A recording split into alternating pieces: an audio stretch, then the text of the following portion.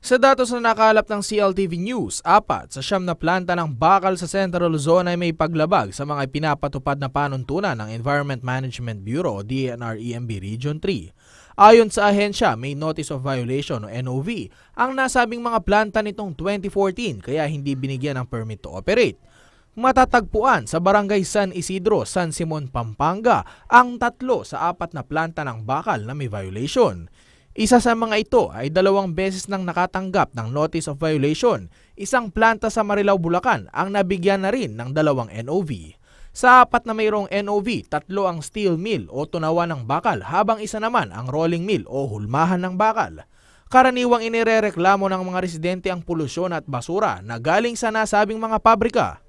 Ayon kay Engineer Randy Pagador, Chief ng Air Quality Management Section ng DNR-EMB Region 3, nilabag ng mga ito ang mga kondisyong nakapaloob sa Environmental Compliance Certificate o ECC.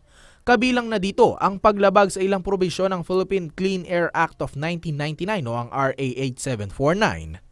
Ang mga sinuspinding planta umano ay hindi mabibigyan ng permit to operate ng DNR-EMB Region 3 hanggang hindi sila sumusunod sa mga panuntunan ng ahensya. Madalas kami nag-issue ng mga notice of violation. Tapos, hindi kami nag-issue ng mga permits dahil hindi pa nila nagagawa yung mga pinagagawa namin. Minsan naman nagawa, babalikan namin, hindi pa rin maayos. O kaya nagawa, kulang ng maintenance, bumalik na naman sa dati. Ganun na naman. Sa panuntunan ng DNR-EMB, sinusukat umano nila ang total suspended particulates o kung gaano kadumi ang usok na ibinubuga ng isang planta. Kung lumagpas na umano ito sa 300 micrograms per normal cubic meter, nakakasama na umano ito sa kalusugan ng mamamayan. Ito umano ang sukatan kung gaano kakapal ang kalawang at alikabok na sumasama sa ibinubugang usok ng planta. Maaaring magkaroon ng komplikasyon sa baga ang isang taong makakalanghap ng maduming usok na higit sa 300 micrograms per normal cubic meter. So kung may makita kaming mausok, kuha kami sample para i-verify kung nasa level ba siya o nasa standard ba siya. Kung nasa standard, hindi okay lang. Pero pag above the standard, mag-issue kami ng notice of violation sa company. Tapos tatawagin namin yung pollution control officer dito sa office para magkaroon ng technical conference. O sasabihin namin sa kanya na anong gagawin mo dyan. Ipinaliwanag din ng opisyal kung paano inililipad ang dumi sa usok na ibinubuga ng mga planta. Kunwari, 100 meters yung stock. Kung 100 meters lang, sample lang. Babagsak yung air pollutants bandang 5 times 100, 500 meters.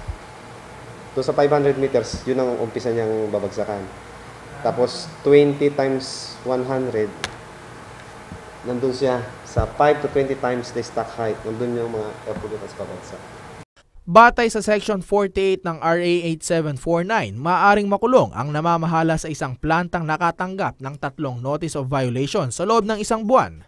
After 1 week, balikan namin uli. Check namin kung pag hindi pa rin na-comply, sample kami uli. Pag pasado, okay na. Pag bumagsak, ayun, may problema na. I-endorse na namin sa sa Pollution Adjudication Board yung kanyang case para may lumabas na cease and desist order. Pag may lumabas na yon, sasara namin yung planta. Nilinaw naman ng DNR-EMB Region 3 na hindi dumaan rito ang papeles ng itatayong steel mill sa Plaridel, Bulacan.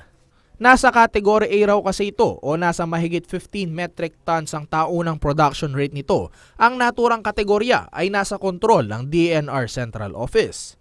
Meron nga daw itatayo dyan. Kaya lang ang processing is EMB Central kasi wala sa scope namin. Kinokonsidera naman umano ng ahensya na critical project ang mga planta ng bakal, partikular na ang steel mill dahil sa masamang epekto nito sa kalikasan. Binalaan naman ng ahensya ang mga planta na nag-ooperate pero walang pahintulot. Hindi sila dapat mag-operate. So may violate na naman nila yung Clean Air Act. Operating without permits. Patong-patong na notice violation, may kasama yun na penalty. Ako po si Joshua Lansangan, alerto, alisto sa pagbabalita.